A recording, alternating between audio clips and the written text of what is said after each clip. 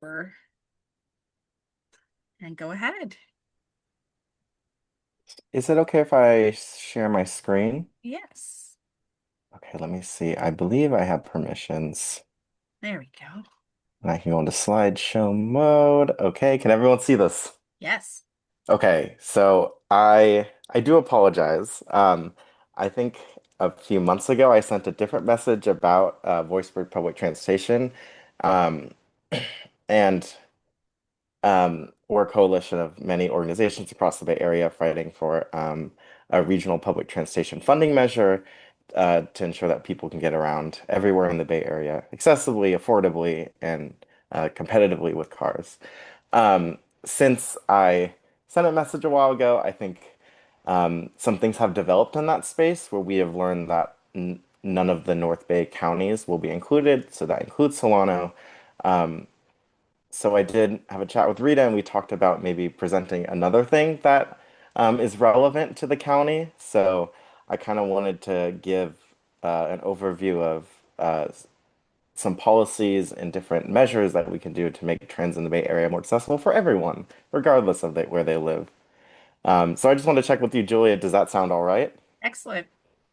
Okay. And then also, I just wanted to do a time check because I can be pretty wordy and I want to respect all of y'all's time. So So if we can keep it to about 10 minutes of a presentation and then we'll do questions and answers afterwards.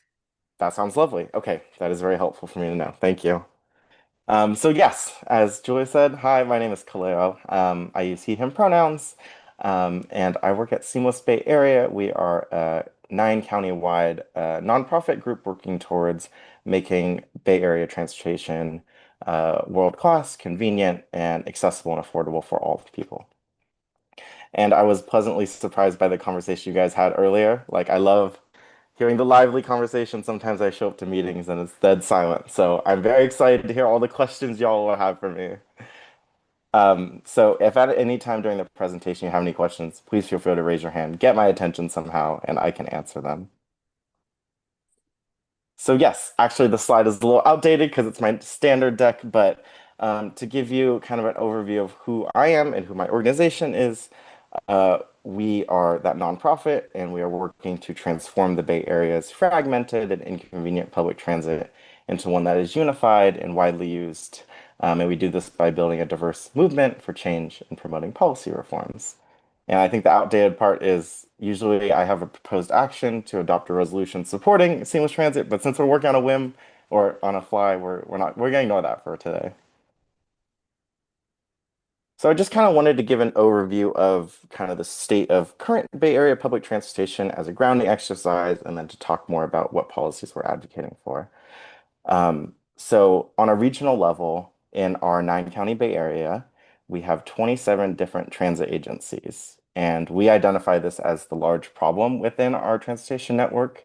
Um, with all these different agencies, there is very little integration between services.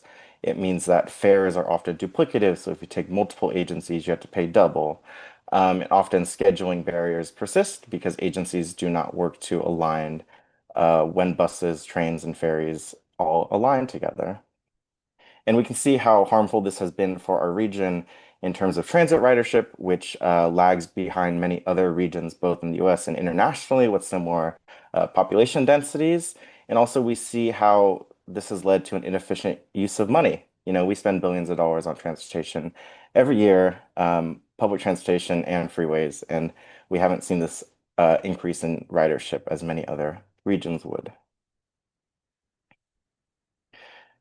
So identifying those problems, we really see a need for addressing all those concerns I talked about. So making sure that fares are coordinated and affordable for everyone, making sure schedules are aligned to decrease overall travel times, and increasing the amount of service that areas, including Fairfield, Dixon, and Vallejo get. And then also, we need a new source of sustainable funding for all these agencies.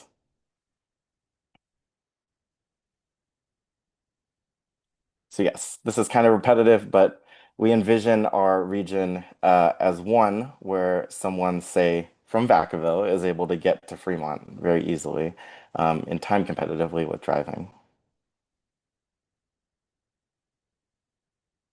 And yeah, while we live in this really high tech, very resource dense area of the country and of the world, we see that transit has not been keeping up with the needs of Bay Area residents.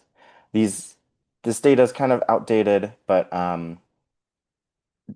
during the 2000s and 2010s, while our population has grown, we've seen that transit ridership, bus speeds have decreased, while people who, are typically drive have seen that their commute times have increased.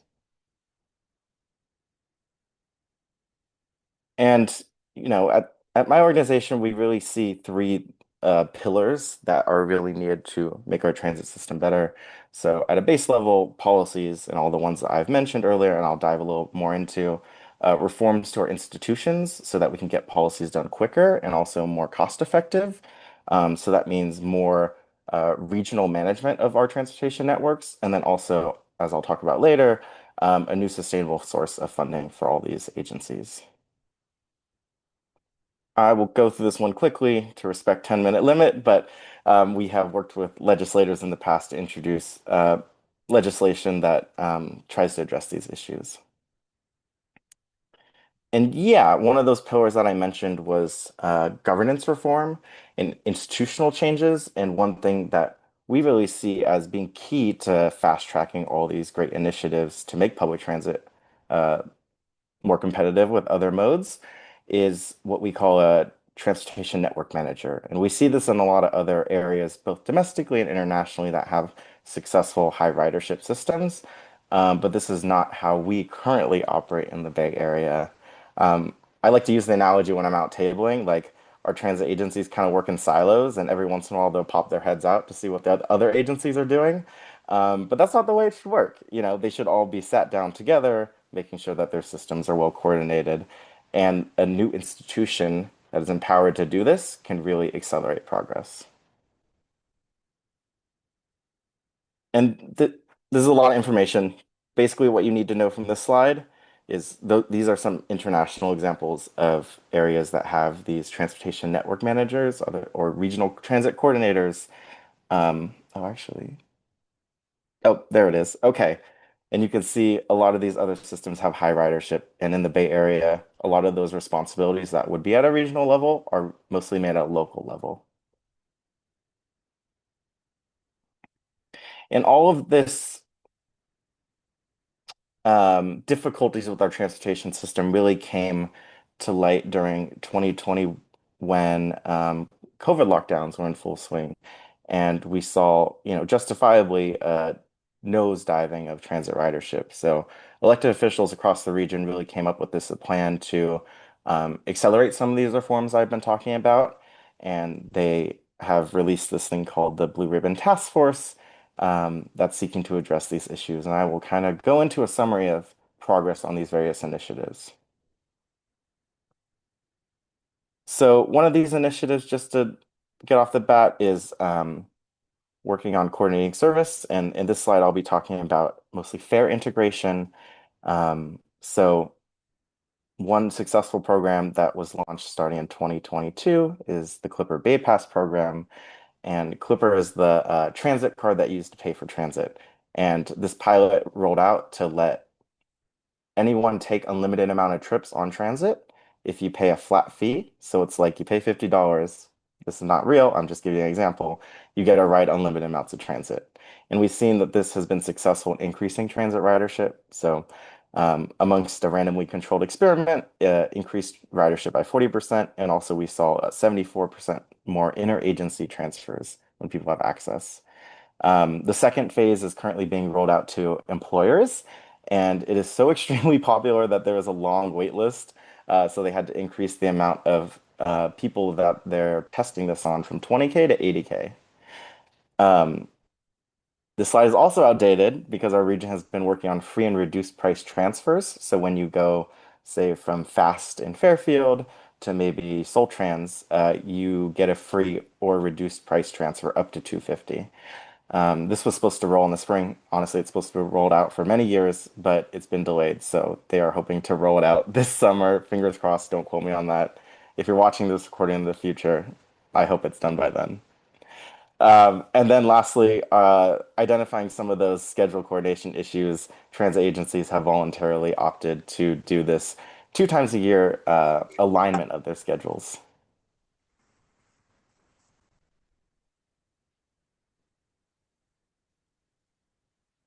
So yeah, I just kind of wanted to give an example because I think a lot of this can be like esoteric. And I wanted to show like what a regionally integrated fare system can look like. And this is kind of a brainstorm exercise we've done at my organization. But the idea is, regardless of where you're traveling, we could do it by a zone-based system, which is popular in many other countries. And you're charged based on how many zones you pass through, regardless of what like system you use, regardless of like how many buses or trains you take. It's just based on distance. So I have an example here. Say you're traveling from Vacaville to San Francisco.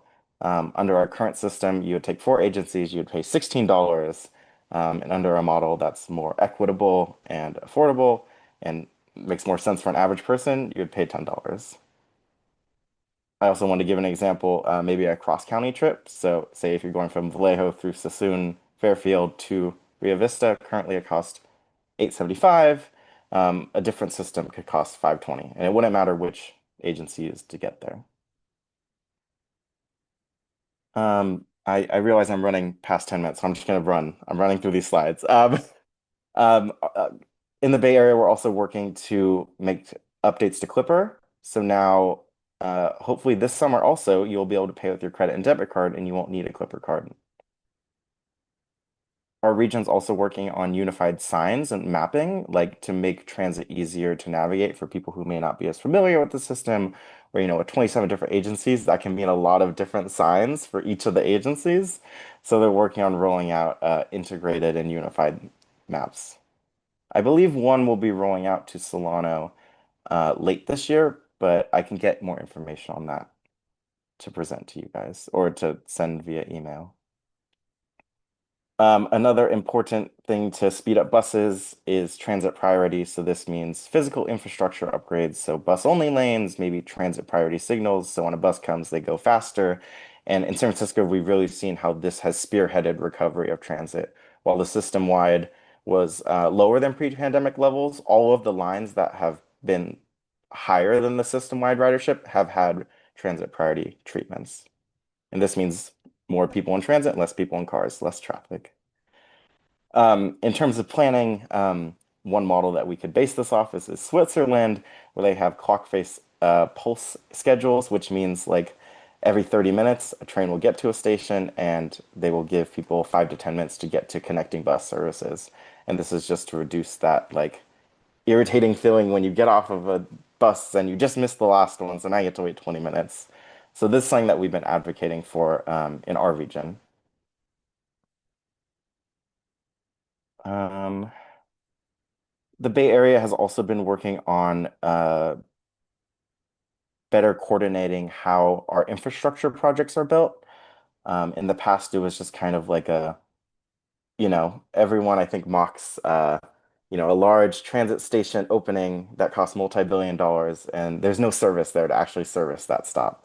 So our region's kind of working on this new model that's focused on frequency and alignment of schedules rather than just big fancy stations. And in Solano County, I pulled this out from the plan. In Solano County specifically, they're looking at near-term improvements to increase Soltrans frequency and also a new express bus service on State Route 37. Transit recovery has been sluggish in the Bay Area, mostly because of return to work, but we've also seen this across the country. And we know that transit is important for meeting our climate goals as it reduces greenhouse gas emissions from cars. But also, I think as many of you guys were talking about earlier, many of our housing goals cannot be met without public transportation. It is just the most geometrically feasible way to move a lot of people and not increase traffic. So, as I mentioned, transit ridership is down, so our region is working on a new sustainable source of funding to keep our agencies running. Starting next year, there will be major budget cuts at BART, AC Transit, Caltrain, Muni, and many other small operators, and they are in the works for a regional funding measure. Unfortunately, as I said, this does not include any of the North Bay counties, and that's why I'm not presenting to you from Voices for Public Transportation. But I just wanted to let you all know that there is an effort in the five other counties in the Bay Area. Um, Currently, my organization and many others are working to include Santa Clara and San Mateo in that, and they're currently have the option to opt in. And I just want to include this slide because often people say, oh, public transit is so mismanaged. And while I don't disagree that there are opportunities for cost savings, it's also important to put this in context that the Bay Area transit agencies receive significantly less funding from state resources than many other high ridership successful agencies. So we see in systems like SEPTA in Philadelphia and in Boston and in New York, they get much larger share of funding from the state, whereas BART only gets 5%, and most of their money comes from fares. And that is kind of what put us in this mess. And we see from polling constantly that voters in the Bay Area, all nine counties, want to see better public transportation because they know it's better for their wallets. It is critical to our housing and climate goals, and also no one wants to sit in traffic, myself included. So yeah, this is all kind of wrapped up in what we call our seamless transit principles, and these are principles that were developed by a coalition of nonprofits and state, regional, and local decision makers to really guide how we plan and implement public transportation reforms. Awesome. Thank you so much. Yeah. So, so Solana is actually in a fun, weird position. We do have a seat on MTC that is currently being held by somebody who does not value public transportation in any way, shape, or form. So we would like to change that as a club, but that's not where we're at right now. So one concern is that MTC, to take one example, has historically shifted money from Solano County to the Inner Bay Area. How do we make sure that we're not a donor county with a regional transit manager?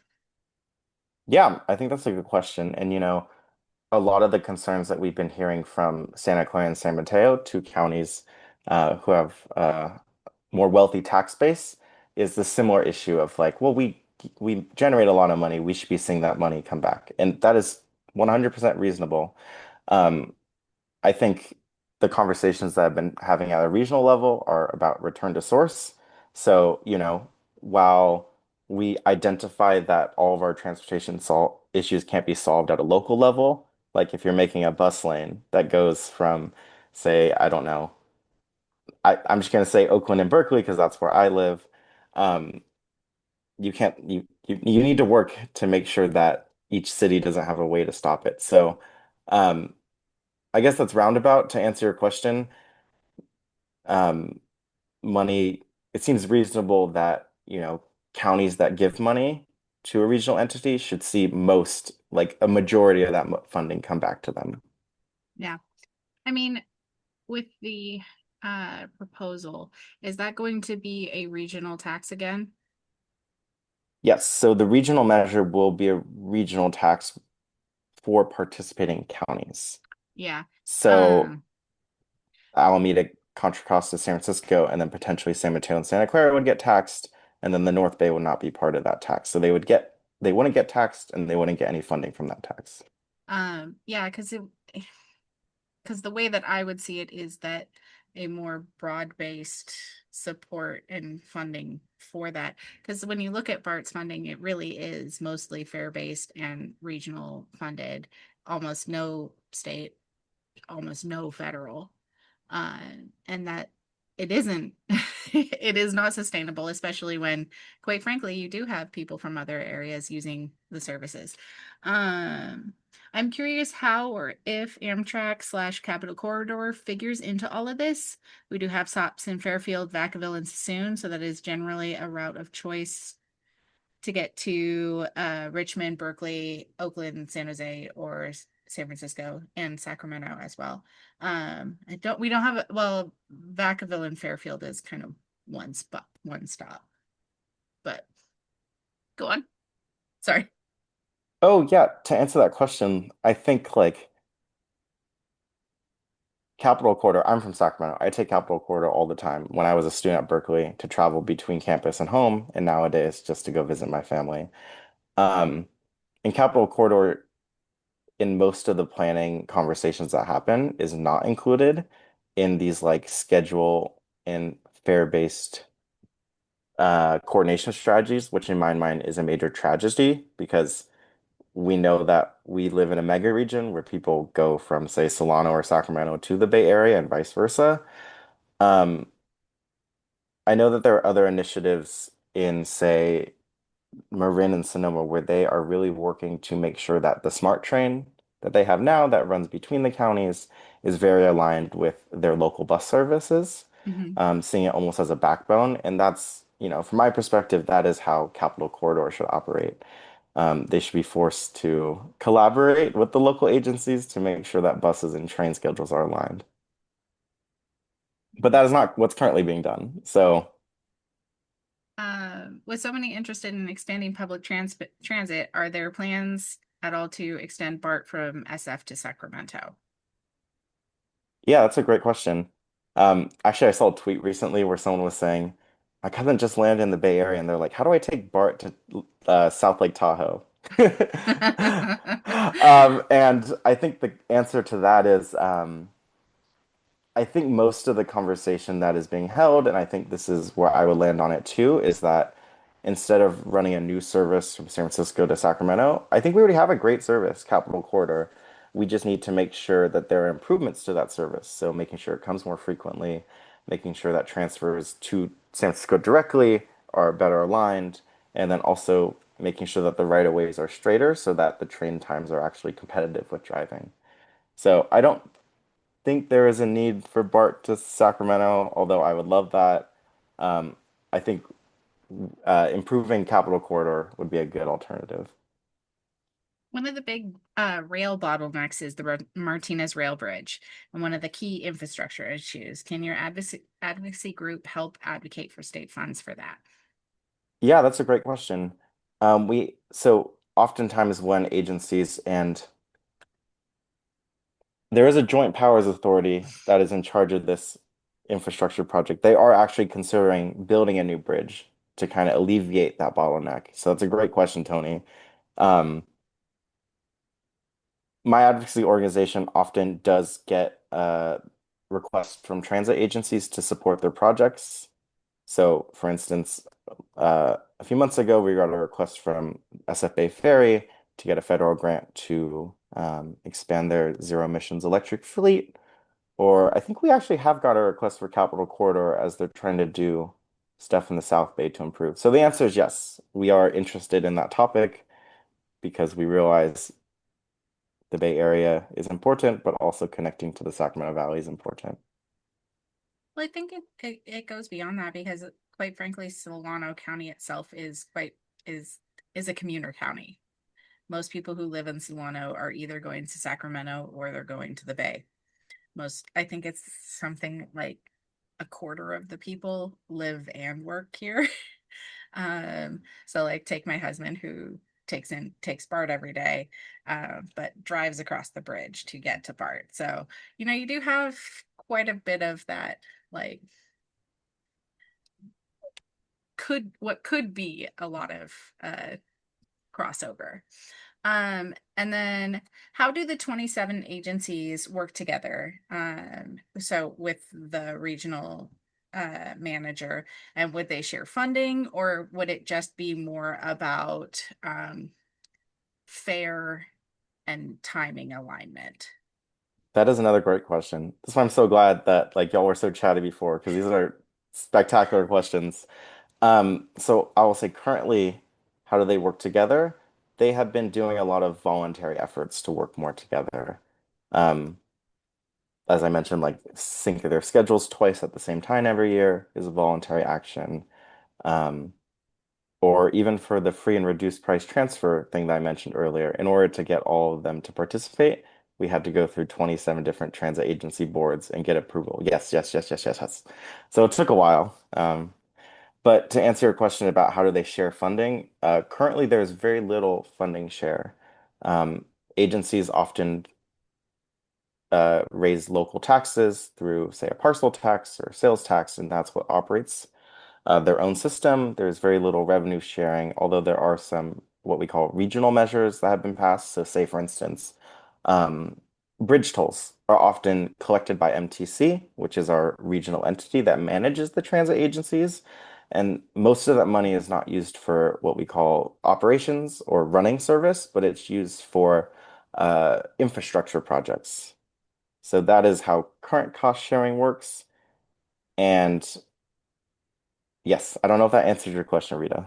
Well, just more so like under the vision that you're talking about within like the zones, would that be more of fair sharing? I mean, that feels like it would take quite a bit of negotiation. Yes, the answer is yes.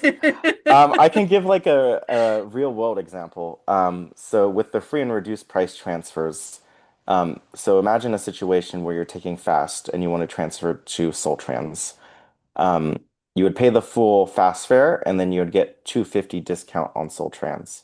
So obviously Soul Trans in that situation would be like, hey, what the heck? We just lost 250. So the way that MTC operates this program is they would raise funds through this regional measure that we're talking about. And I know that doesn't include the North Bay, but I'm just giving a hypothetical. And they would disperse that to transit agencies to reimburse them for that lost fare revenue. So say like BART specifically, BART, a lot of people transfer from other agencies. So they would probably lose a lot of money from the system. So at the end of the month, MTC will say, how many people transferred to BART? How much money did they lose? We're going to reimburse you that. Okay, that's actually good. So public transit appears to be a catch-22 in within ridership. Ridership is low because it doesn't come often enough. It doesn't have convenient enough stops, but it doesn't come often enough, get more stops, etc., because there's no ridership. How do we resolve these problems? I know. Would you like me to give you the task of world peace as well? No, that's a great question. Honestly, I'm thinking of making a presentation like this for my friends just to give it to them because I could talk about this all day. But to answer that question, it totally is like a catch-22. In my policy area, we call this the death spiral, right? Like you cut funding for public transit, and then don't run as much service, and then people say, "Hey, service is crappy. I'm gonna get a car if I can afford one, and I'm gonna drive." And then that leads to lower ridership, it leads to less money, and this is why we call it a death spiral. Um, and I think, in this situation, we have to realize that public transit is a public good. And, if you run it effectively, it solves all these traffic congestion, climate, housing, all these goals that we have as a region. It solves them if we do it effectively. So it seems regressive to get funding for public transit from fares because that often hurts low income people the hardest. So one thing that my organization and the Voice for Public Transportation Coalition advocates for is a progressive tax to ensure that those that have the most means in the Bay Area are able to support those that ride public transit, and we can lead to not a death spiral, but to a virtuous cycle of increasing ridership, more fare revenue, more people on public transit, more support, and then that could eventually lead to more federal or state funding. So that is the trajectory we are trying to get on. So are you thinking like a property tax or more of an income tax, or something like that? Maybe Yeah, there are a lot of ideas rolling estate around. tax. An estate tax. There are a lot of ideas rolling around. The one that is popular right now is a gross receipt tax on big business. So I'm gonna be honest with you, I didn't even know what that meant until I heard what it was and did research. But essentially what that is yeah, all the money that a large corporation or big business would raise, say above like a $20 million threshold, uh, all those companies that make that much money, they would be taxed, say, 0.1%, and that money would be used to fund transit. And we see that as a successful model in New Jersey, who recently did a similar measure, and they not only prevented all the budget cuts that they were expecting, but they were actually able to expand a lot of New Jersey transit with the revenue raised. Interesting. Um, Special tax on billionaires buying lots and lots of acreage. Okay. So we'll do this one as our final question because, quite frankly, I could listen to you talk for hours, but we won't do that. So, why are the North Bay counties not being included? Is it because our voters did not support tax measures? And I know the answer to this, but I'm going to let you answer it. You know what? I think you might be able to answer that better than me. Um, I don't remember the results from the polling. So MTC did do regional polls of how voter sentiment was across the region, and they also did it on a more micro county by county level. I can't remember the North Bay results. So we originally rejected BART funding. We have since rejected public transportation basically every single time it comes up. Okay, So I think that's the sorry, answer. guys. This is on us. Well, No, but like to I be fair, think you rejected any sort of transit tax, so We do. transportation. The bridge, the gas, all of it. We I think a couple of them were close, but yeah, overall our county does reject the taxing. yeah. I'll say like from my perspective, I get this question a lot. I was just in I was in Nevada earlier at a farmer's market and people were like, "Why are we not included?" I'm like, "How long do you have to talk to me?" Um, but I think like the question that I always come back to is political will. Like I think a sales tax is always going to be less popular than say something that taxes the 1% or very wealthy Bay Area businesses. So, if politicians, across our region had the ability to advocate for such, I think transit funding would become immensely more popular in the North Bay, San Francisco, East Bay, Peninsula, South Bay, everywhere. Yeah. No. And quite frankly, it's a car county. And so because they don't have like I do find that buses tend to be a little bit less reliable, trains tend to be a little bit more reliable. People tend to prefer doing the trains over buses, and largely what we have within county is buses. And so people don't appreciate the need. I'm not going to say see the need. I don't think they appreciate the need. So Yeah, and if I just may say one thing, and that is if you have to drive from here to Concord to get on BART, I mean, you're in traffic. So I think that's part of it too, right? People yeah. don't see it as, well, you're in traffic anyway. So yeah, just my Yeah. 2 cents. Well, thank you very much for coming out. I mean virtually, but still, thank you so much for giving your presentation and all of your amazing information. Thank you so much for having me. You all seem like a lovely group of people. More than glad to always talk about public transit or anything. Yeah. Thank you. Hey, Okay, Kaleo, I was going to say, could you put your contact information in chat if people want to reach out to you? Oh, yes, yes, please. of course. So yeah, I have just left my email, so feel free to send me messages.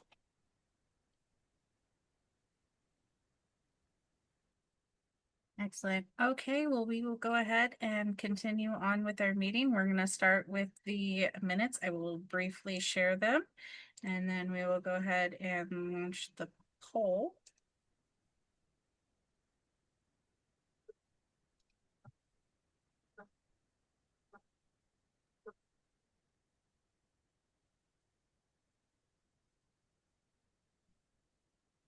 This is just going to take me a second.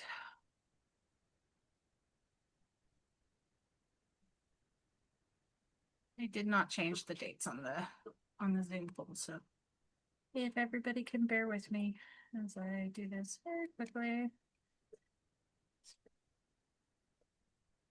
I would not want everybody to say the wrong dates. So the minutes were from June.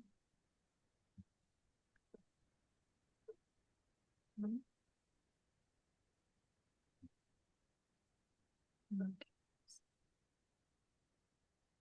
So we'll go ahead and stop the share. And launch the poll.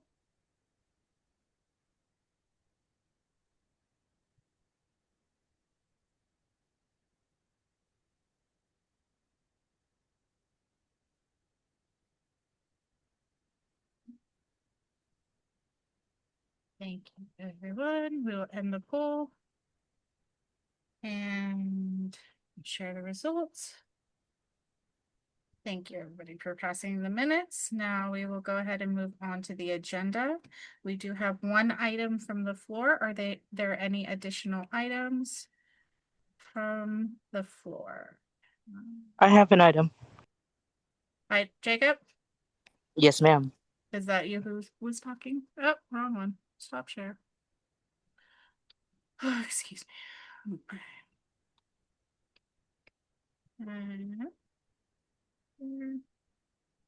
Agenda. Okay, Jacob, you have an item from the floor. Anybody else? I have one as well, Jeanette.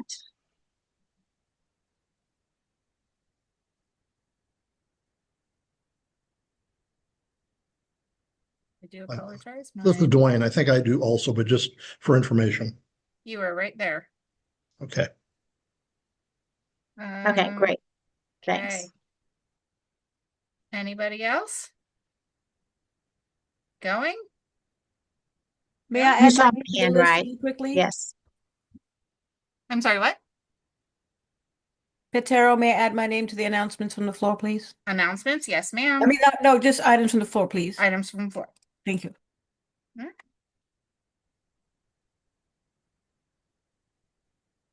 We're having a fancy night of items from the floor. Anybody else? I can't see anybody's hand, so if you are raising your hand, just speak up and let me know. Did you get my name, Julia Jeanette? I do have you. You Okay, are after okay. Jacob. Okay, sounds good. I will go ahead and put this out for a poll with the additional items from the floor. So go ahead and vote on that. We'll give everybody a few seconds. And then we're getting close. And we got a couple more, and we'll give it a couple more seconds. And poll. Thank you, everybody. We will go ahead and move on to our next item on the agenda, which is officers' reports. I just want to thank everybody who came out on Saturday to Margie's house. It was beautiful. We had such a good time. I want to thank Jeannie and Nancy and Margie for putting the whole entire thing together. They did an amazing job. I cannot do anything without them in general, but this event was all them. So I just want to give them a heartfelt congratulations and thank you from me, from everybody. And Kai is not here. He just wanted to say it was great to see everybody. And then next on our list is Rita. Do you have anything you'd like to say for your report? I'm just sorry I missed it. Something came up and I wasn't able to be there, so I apologize for that. I did have something that I wanted to mention. J.D. Vance is putting out the theory that citizenship or being an American is based on heritage and land ownership, and I'm waiting for the Native Americans to start deporting us all. So that's Yay. where we're going to be going with this. Okay. So next we have Mohammed. Do you have anything for your report? No, but stay tuned for next time. Okay, you got it. Dawn, let's go ahead and display the treasurer's report. And you can give your presentation.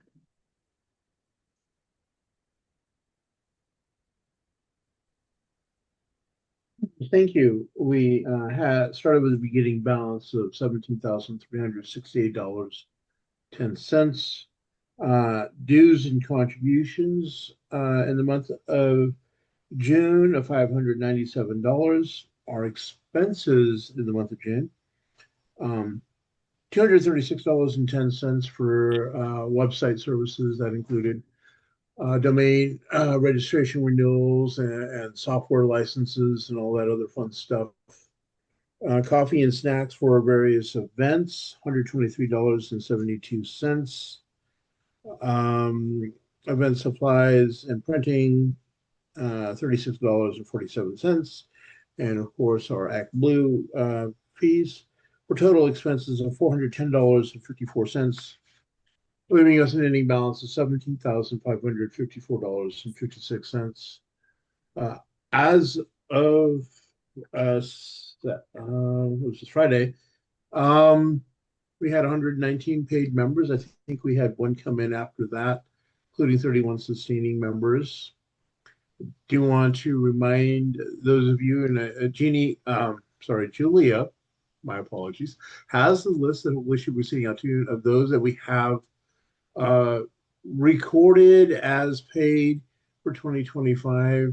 If your name's not on the list, either you have forgotten to pay or there's a miscommunication between your checkbook and our records, and we want to clear that up to make sure you're showed, because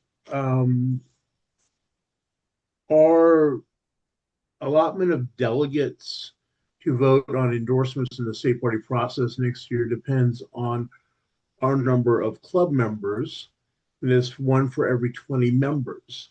So, and the deadline for that, the count for our roster is July 22nd. So I really want everyone who perhaps has been a little tardy in paying their dues to next week, so we have as many names on our roster as possible and can have a goodly number of votes to vote on endorsements next year. So again, that information should be coming out within the next day or two to confirm your status as a paid member for 2025. And if you're not paid, please do so. And if you are currently paid, I would like to encourage you to sign up for our Dem Action Fund and donate on a monthly basis so that we have the resources to do the things we need to do next year to support our local candidates, such as the postcards. We've talked about doing postcards for the primary as well as the general. And we've also talked about expanding to doing text banking and other outreach opportunities. That takes money. And I'm going to politely and not so politely ask you to contribute what you can afford to do. So that's what I have for the treasurer's report. Thank you. Okay, sounds good. Let's go back to the agenda.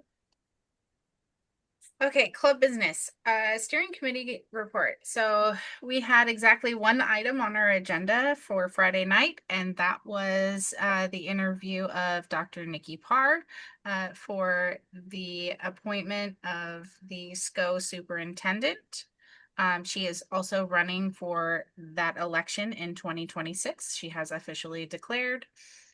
There are 5 candidates being interviewed on July 23rd at 4 p.m. Each candidate gets 40 minutes of an interview. Then the public each gets 2 minutes to speak as they wish.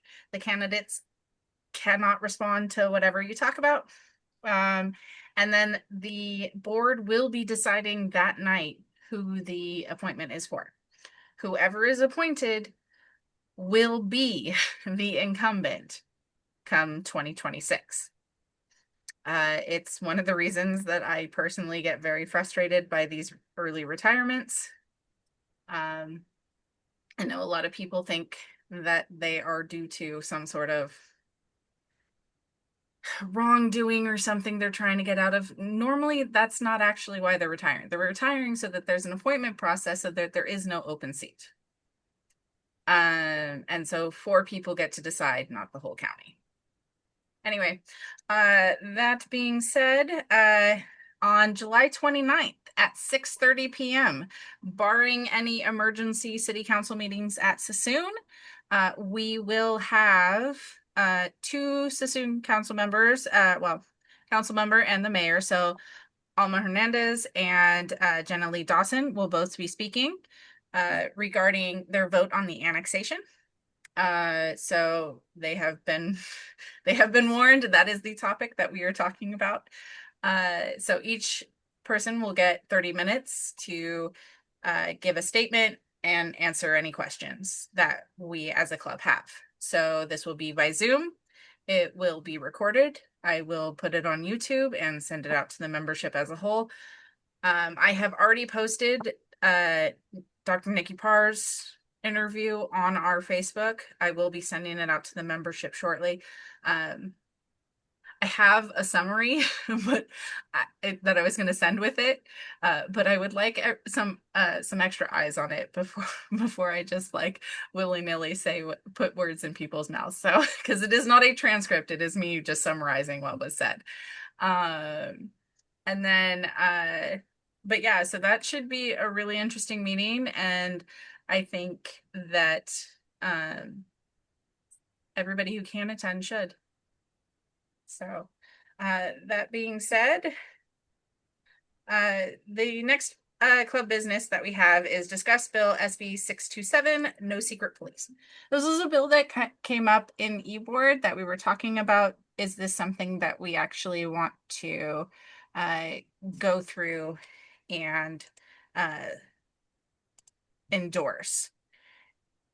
And since it was something that we were contemplating endorsing, we have it on the agenda. That being said, I went through this text in the summary, and in essence, what it does is it does not allow for law enforcement officers to wear facial masks unless they are part of SWAT, or for safety reasons like gas masks and N95s. The problem is that this is aimed at ICE, but it does not apply to ICE. Federal law enforcement agencies do not have to adhere to California law. And quite frankly, there is no way to enforce it. So I am personally disinclined to endorse this particular legislation just because it doesn't have any teeth for the people that we would actually like it to have teeth for. And what it does do is annoy our local law enforcement. So any conversation on that? Yes, Audra. As a retired law enforcement officer, and one that I was a special agent with state of California, I can tell you that a lot of local law enforcement agencies and the ones that are, we'll say, good reputable ones, they have rules against wearing face masks to hide their identities in the first place. When I was with DOJ and all of our task forces, we were not allowed to wear face coverings when we did field operations. Even those agents like me, when I worked undercover, we were not allowed to wear face coverings when we did even entries and things like that, because it was for our own safety that we couldn't wear face coverings. So just throw that out there. Okay. Anybody else want to add? I was just going to say that it's purely symbolic, really, in a way, which a lot of the legislation that the Assembly puts forth is, just to say we don't like this, and I get the point that it doesn't really. We don't have any authority over ICE or any DHS or whoever they send out. I don't know that it would necessarily antagonize any of our local law. The people who really are professionals are not going to be offended by it, I don't think. But I do see your point, and I don't know if it would make any difference at all whether or not we supported this or not, endorsed it. Michelle? So I think perception is incredibly important in this day and age, messaging, and the fact that they're standing up and taking a stand on this. What's been shocking is the silence from every elected official about this going on. And I think it's a major major problem in California. So I'm supportive of it, given the other comments about the police. Basically, if they're doing the right thing, they're not going to care. I would suggest that the club and the central committee take, more of a stand on this kind of thing. Ian, go ahead. Yeah, I'm sort of disinclined, as you are, to support this simply because one, it has no teeth, and we'd be supporting something. It just makes us look stupid. It makes us look like, yeah, we really don't like it, but we can't do anything about it. The other part of it is, for a very short time in my life, I was a reserve sheriff's deputy in Bexar County, Texas. And the only time folks were allowed to wear masks is if they were on SWAT or they had been undercover and were testifying in court. And that's the only time you need to wear masks.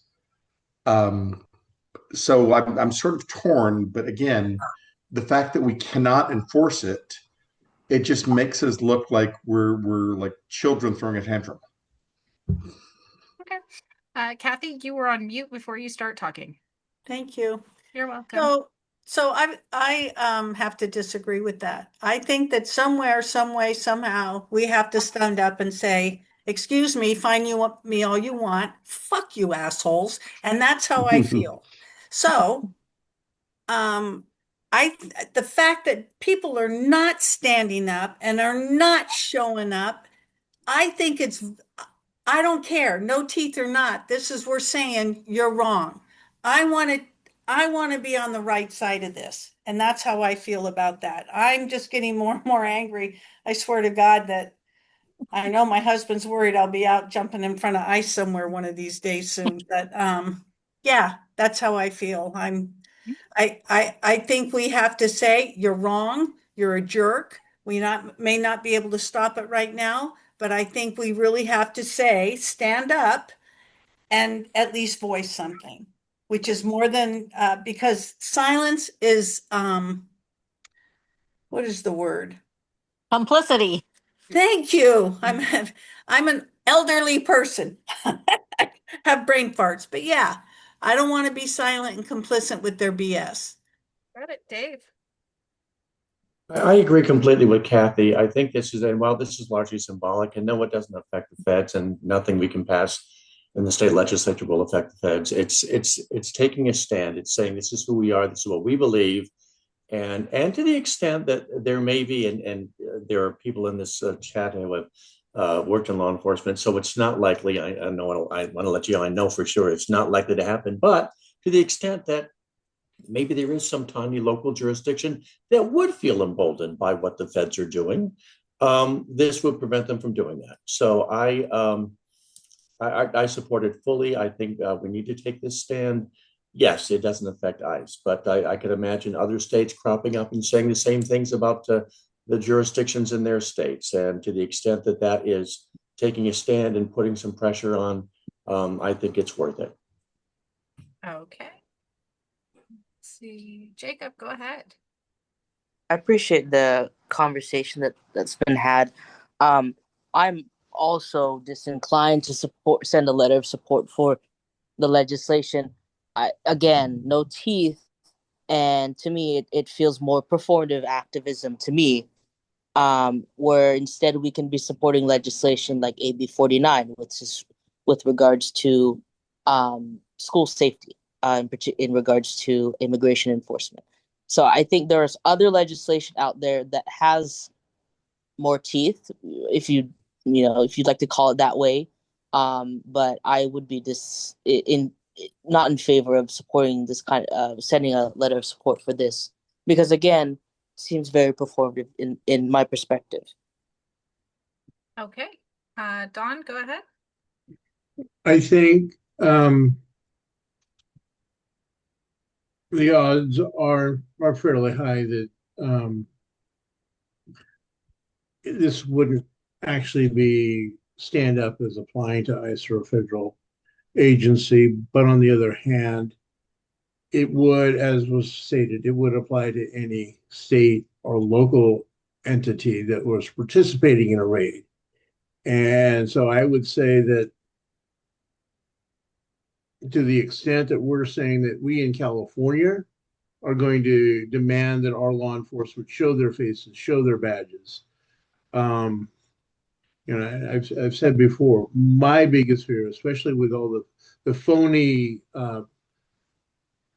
ICE agents committing criminal acts, there is going to come a time when an ICE agent is shot on a raid because someone's going to assume that they are not, in fact, an ICE agent if they're not preparing ID. I mean, that's this nightmare scenario because that gives Trump all the excuses he needs. But I do think that, yes, this is perhaps a little performative, but I think we should support this.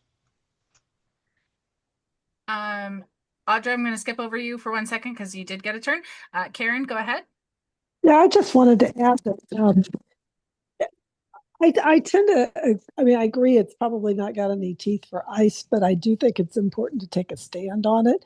But I just wanted to caution that if we take a stand, don't tie it specifically to that bill number because the gut and amend stuff you could end up supporting a bill that has absolutely nothing to do with what you wanted to take a stand on. So it should just be, we should take a stand on supporting the idea that police officers generally should not be conducting raids behind a mask. Okay. Audra, go ahead. Yeah, I agree that we don't want performative stuff. And I don't think anyone here in this group agrees with that or is supportive of ICE or anything. And I agree with Jacob that we need to be looking at what other things can we do that have teeth. What can we do that stands up to ICE and really sends a message. And no, I don't want other agencies, getting the idea that, yeah, they can wear masks and we don't want anyone hurt by other agencies and people, fake actors and things like that. But we want to do something that means something. And no, we don't support ICE at all. I don't think anyone in here does. Okay. Just so everybody knows, I did include the text of the bill in the chat. So if you are wondering what it actually says and not just my brief summary, there is an actual summary in the chat. So feel free to take a look at that. So because we have multiple opinions, we are going to take a poll. So as of right now, the way that I have it worded is, would you like to endorse SB 627, the No Secret Police Bill? So it does actually have a name. This is a gut and replace bill already. They are going to be voting on it this week, I believe, or through committee this week or something like that. But we don't have much of session left to actually get through. So, Dawn, go ahead. You had information on this, I'm pretty sure. Yeah, I was just going to suggest to cover Karen's concerns that we say that the language say endorse SB 627 as amended, whatever the current date is on the most recent amendment, so that we are talking about the bill as currently written. Okay, and so that is as amended 7/9/25.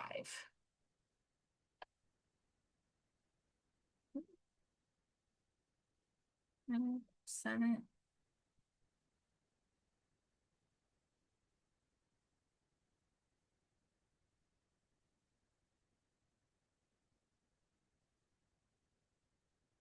Okay, sit here. So that will be that specific bill with that specific amendment. I will be going ahead and putting it in the poll. So can I have a motion? To vote? What's the motion? So the motion would be to endorse. Oh. Did we get a second on that motion, or did we just go straight to we haven't even gotten a motion. Asking for the motion at the time. We're seeking a motion right now. Okay, so I will, just to get the vote out there. I move that we endorse Bill 627. Okay. I And second. okay, Kathy seconds, and I will go ahead and launch the poll.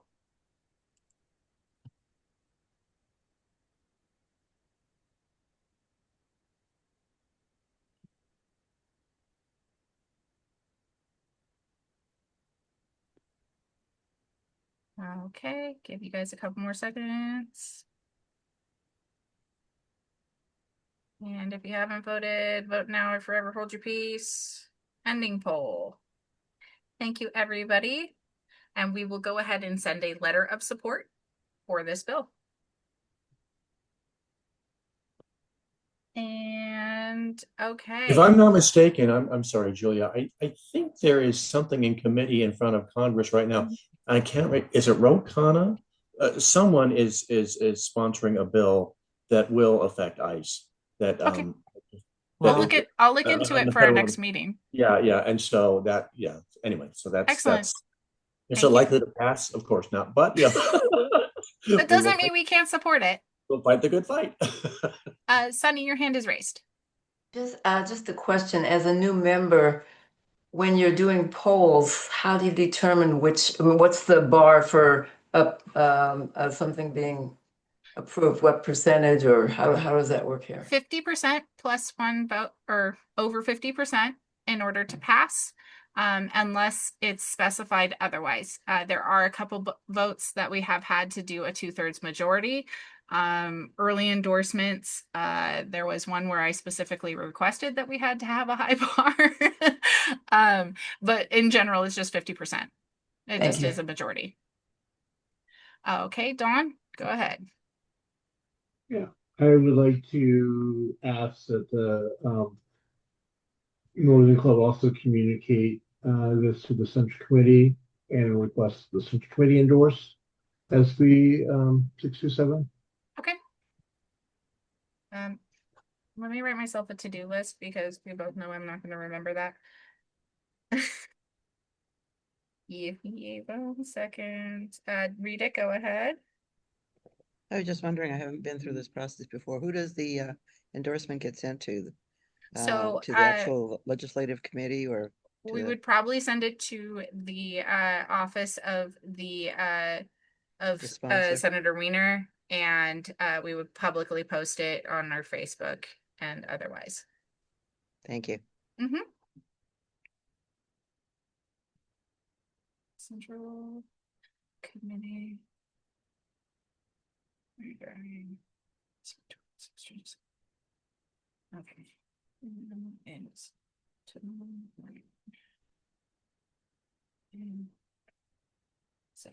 Okay. Okay, there we go. I have a note for me. Dawn, your request is noted, and I will follow through with that in the morning.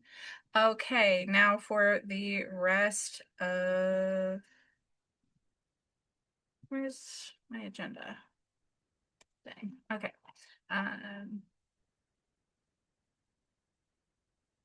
So that was the club business. So now we are at items from the floor. So Dwayne, you are up. You have 2 minutes, my friend.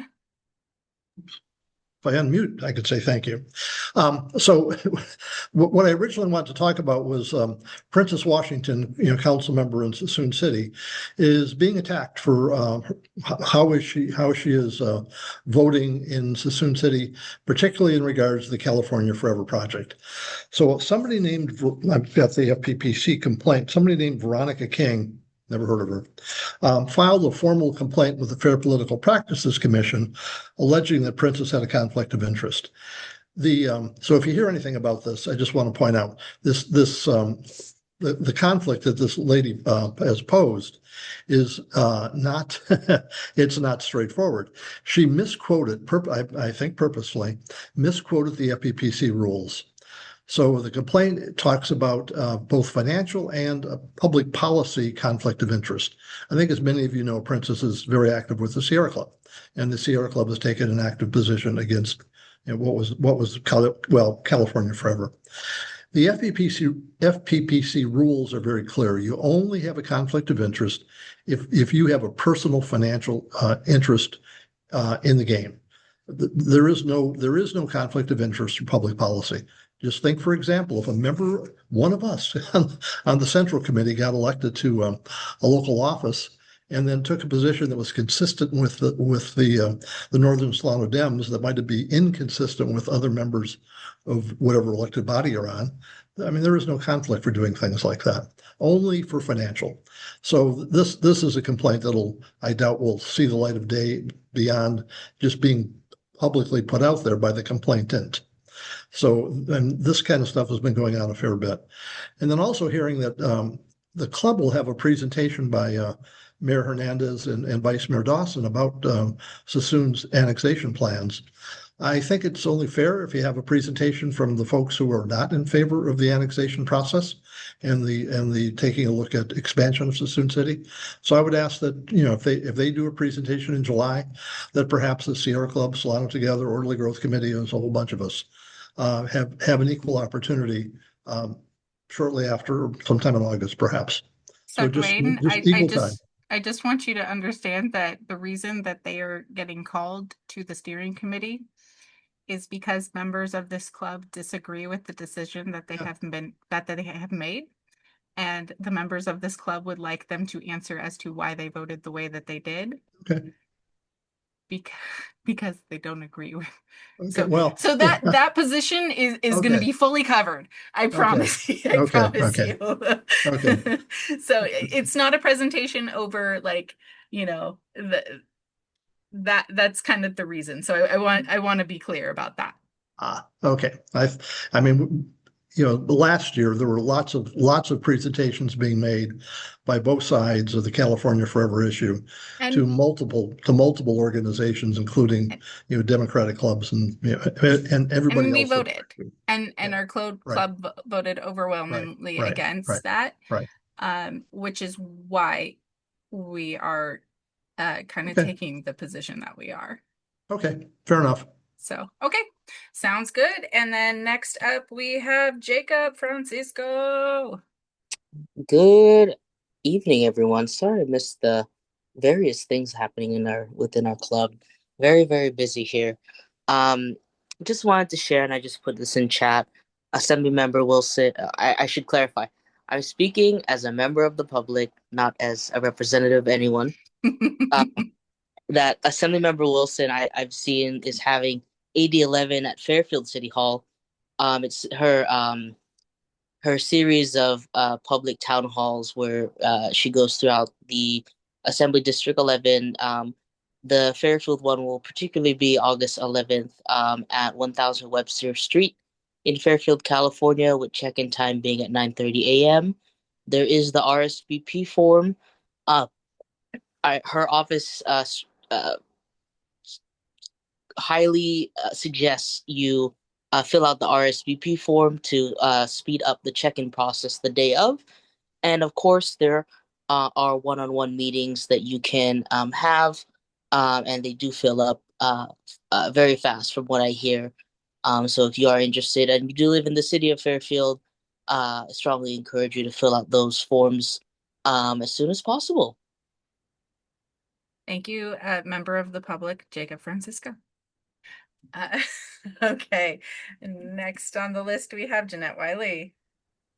Thank you for allowing me to just take a minute. We were talking about what we can do to stop what's going on with ICE and immigration. And a couple of years ago, there was the Solano County Rapid Response program. And then it really never got off the ground very much because there wasn't people that were making the calls. So it's once again up and going. And this Wednesday night, the 16th, there will be training for legal observers. And it is going to be in Vacaville, right off of Beelard Drive. And so there is a place to register, and it's with Paul Tice from Vallejo, who had worked on it before. And so if anyone is interested in attending, send me a text and I'll put my phone number in the chat. And then I'll send you this information with the registration. And what the Legal Observer program is, you get called when there's an active raid going on and you're not stopping it. You're not attacking ICE or putting yourself in between ICE and the immigrant, but you're recording it. Like one person's videotaping, one person's documenting what's happening. And so you are seeing what's happening at the time to get a record of it, or you might help family members. But the training on Wednesday night is all about how you would go about doing that or being part of the rapid response system. And then if you go to the training and say, this is not for me, you're under no obligation. But if you go into the training and say, yes, I think I'd be interested in helping out in that way, then you'd put your name on the list or sign up for an additional training. But it's this Wednesday, the 16th, from 6 to 8 at they're just not putting that address out so that people would try to be there to cause problems. But there is a registration online, and send me a text and let me know if you're interested or if you have any other questions. That's it. Marion has a question, and Yeah, for Jeanette, do you know if there's going to be any others? Because I already signed up for this and then realized that my neighborhood workshop is that same night. I can't not be there. So I want to do both. There probably will be others, but it won't be here in Vacaville. Ah. Right. And So then- this is the only one that's scheduled for here that I know of. will it be recorded? Probably not, but I don't know that for sure. So, Okay. And then Cass, Jeanette put her phone number in the chat. Just text her and she can get you the address. Okay. And last but definitely not least, Miss Anna Patero. Thank you very much for the opportunity. I just wanted to say, and this is more of a plea. After attending the function on Saturday afternoon, I was so overwhelmed with pride to be a part of such a wonderful group of people. When I looked around the room, that there are hundreds of years of experience in that room. What I also noticed in that room is that we, as a Democratic Party, looks indicative of what our party looks like. We had all of us, there was probably senior citizens, a lot of gray hairs, and we had Muhammad. Two very opposite ends of the spectrum, right? This is also on the macro level. If we look at our leadership, we have Chuck Schumer and Nancy Pelosi on one end, and you have David Hogg on the other. And that's really problematic, and I'm really concerned about that. And what I keep thinking is that I look back for 50 years, the Republican Party were very organized and very well.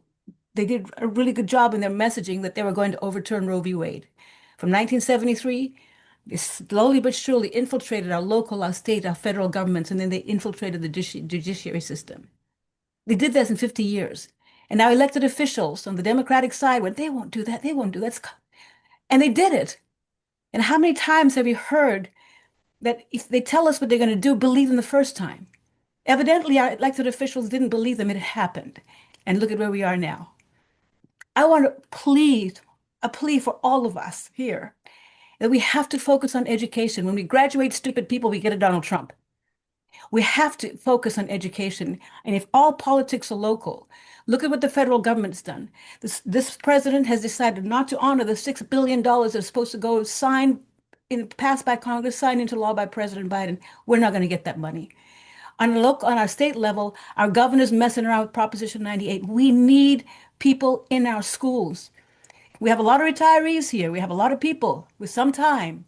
We need people to volunteer in our schools because we have to cut a lot of monies, right?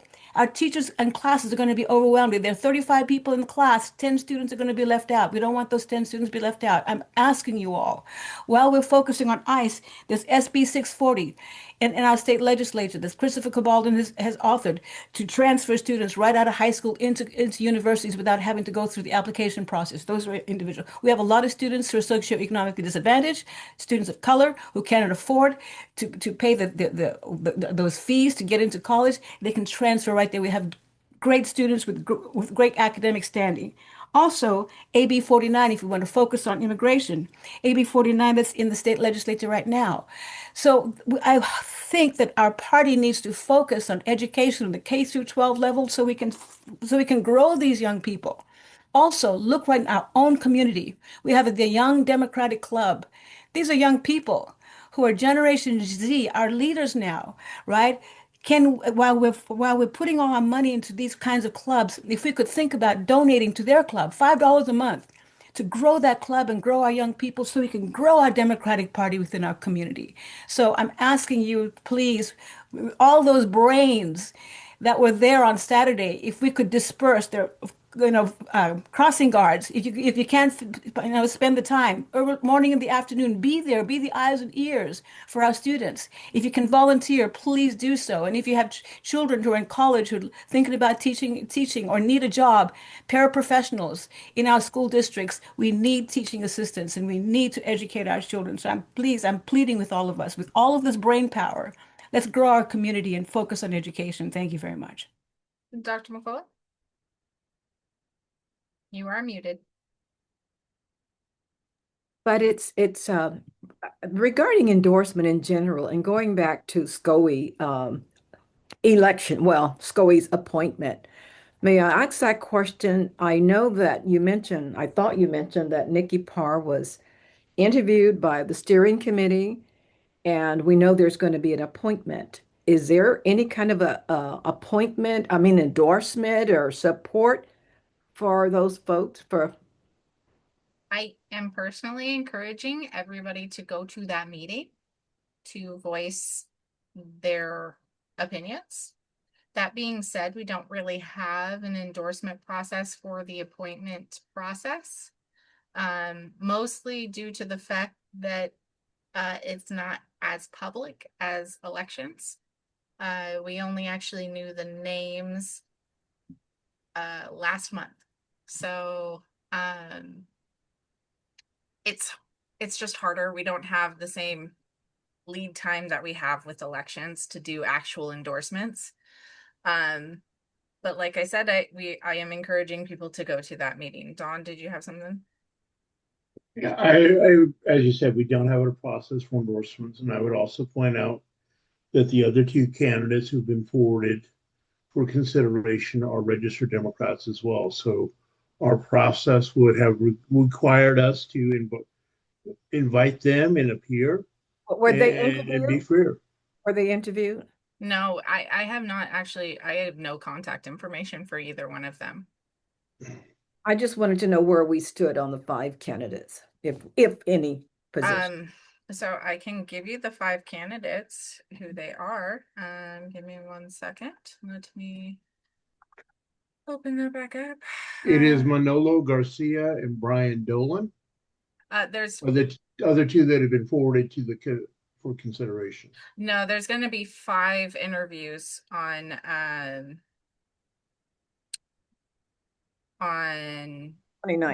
23rd. There are 2 people that went through the interview process. They were considered qualified, but they were not recommended by the ad hoc committee. So those 2 candidates will also be considered during that process.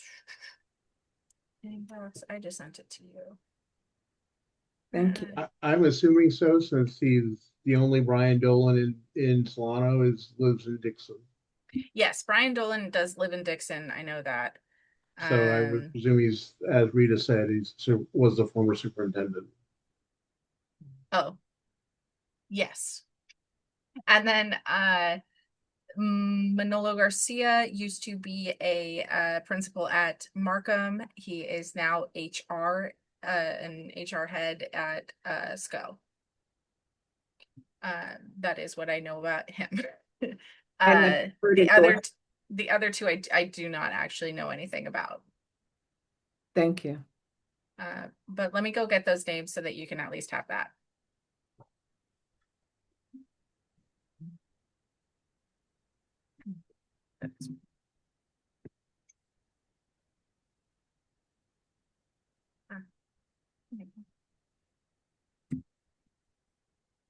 Okay.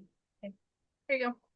These are the recommendations. So it is Brian Dolan, Manolo Garcia, Nicola Parr as the 3 people that were recommended by the ad hoc committee. Stella Kemp and Micah Stutter were considered qualified, but not recommended. Thank you. So all 5 candidates will be interviewed on the 23rd. The decision will be made that night. So if you have an opinion or would like to have an opinion, I do recommend that everybody go to that meeting. You can watch via Zoom, but I am not sure that you can comment. I don't think you can. It is likely to also be a long meeting. Okay. And going back to our agenda, that is all of our items from the floor. It's less of an announcement, but it's something I would like to talk about just very, very briefly. I was sent I'm gonna hesitate to call this an article, but it's information from a couple different from a Facebook group twice in one day. And it's regarding the lawsuit of the sheriff, the judge, and Assemblymember Wilson. As much as we would like to hold our elected officials accountable when they're doing something we don't agree with, I would also like to take a moment to defend one of our elected officials when what they're being accused of is silly. What Assemblymember Wilson is being accused of is that she did not exert political power to stop a sale of land that was defaulted on its taxes. It was requested because they felt the paperwork was incorrect. She was aware of the situation. She asked the sheriff if he had his papers in order.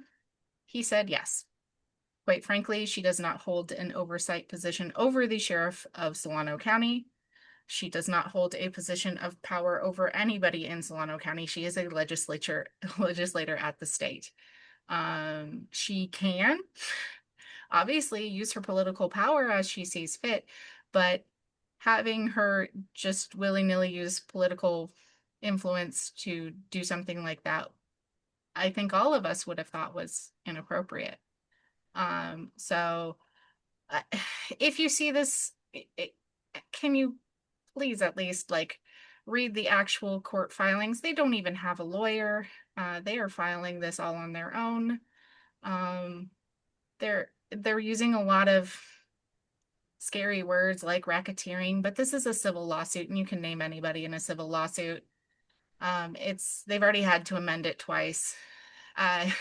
So I would encourage everybody to take a look, see what they're actually saying. And quite frankly, throwing around Lori Wilson's name like that when she didn't do anything is wildly inappropriate. So for what it's worth, this is the same group or the same family that attempted to sue Skip Thompson for essentially the same thing. Oh gosh, 14 years ago. Thank you for the comments because I've been getting sort of secret texts and I just needed to know more. I actually went through and read the lawsuit because I got sent this thing twice and it was like, well, the DNC won't owns the Daily Republic, which it was a shock to me, and is in Lori Wilson's pocket. And I was like, oh, well, I'm sure she would be surprised to hear that. So yeah, so I did read it. It's full of a lot of claims, but against Lori, it's truly that she didn't exert oversight over the sheriff, which she does not have the authority to do. Okay. That's what their claim boils down to. So I can share the link of what they're sending out, but give me 1 second. I'll put it in the chat later. Does anybody else have an announcement? I am not seeing hands. Oh, Dwayne? Just real quick. So this this whole lawsuit thing has been going on for a couple of decades, I think, in total, as we heard 14 years ago with Skip. And the folks that are involved are pretty unsavory. So anything that they put out is pretty suspect in terms of being forthright and honest. The Sassoon Marsh leadership has been embroiled in all kinds of stuff, as well as BCDC and a bunch of others, and it's just a bizarre situation. So yeah, Lori should. This is just crazy. Lori should never be attacked for this.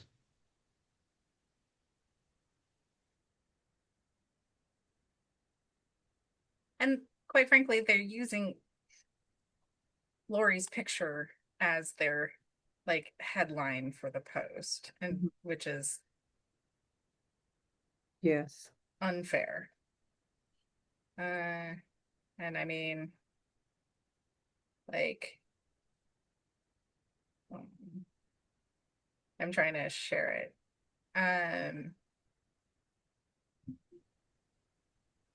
That is the news site. Anyway, so I am not seeing any other hands. It's already 8:30. Wait, did I see a hand? Rita. Hard time sometimes finding that react button. You're For good. some reason, it doesn't pop up. I just wanted to say, thank you to all the people who attend. I always feel like one of the things that's very easy is to sit and complain, but to offer solutions, that's what's really positive. That's what gets you going in the morning. That's what gets me going. Figuring out ways to solve the problems that we're facing right now, which are just insurmountable. They're horrible. The things that are done, and like Anna said, let's work locally. That's where we can really make a difference. We can make a difference here locally, with our local governments, our school districts, our county officials, and find out what's going here, because that's what the Republicans have been doing since Reagan went into office. They've been doing it for that long. And we need to have that groundwell. We need that grassroots effort to get things done and to move us into a positive role again. I can get so discouraged sometimes sitting here going, I did not expect the last years of my life to be living in this kind of hellhole. But then again, I think of people who have been dealing with this for centuries, who have been fighting this kind of racism, homophobia, xenophobia, misogyny, all the bad things you can mention. So I can do this. This is something that needs to be done. We need to stand up every time something negative happens. And that's what I feel about this group. There's so much positive energy here. I just wanted to let you know that. So thanks for letting me share. May I also just thank Anna so much for helping us to focus on the situation going on in education. Don, you have your hand up? Yeah, there are a lot of things coming at us fast and furious. There's a lot of work to be done. And it's going to be a marathon, not a sprint. So I'm just going to start putting this out there. Encourage you all to start planning for the mid and long term on your rest breaks, your vacations, your what have you. Because I will say I will be selfish and be very annoyed at anyone who plans a vacation in October of 2026. I expect you to be all rested and ready to help us win the elections then. So plan your vacations around the chaos that's going on, and don't forget to do the self-care that you need to do so that as we engage in these actions, we are working smartly and effectively and not burning ourselves and each other out. So thank you all. Primaries in June. Don't take that off either. I'm just saying, island in July and then get back here. Some of us have long since learned to plan our vacations around election cycles, so it's second nature. I'm just saying it for the rest of us. Okay, I am not seeing any other hands, so if you would like to call for adjournment. Move to adjourn. Second. I think everybody's in agreement. We're done, guys. Thank you all so much. I know this was a long one, but I am, as ever, always proud to be one of you.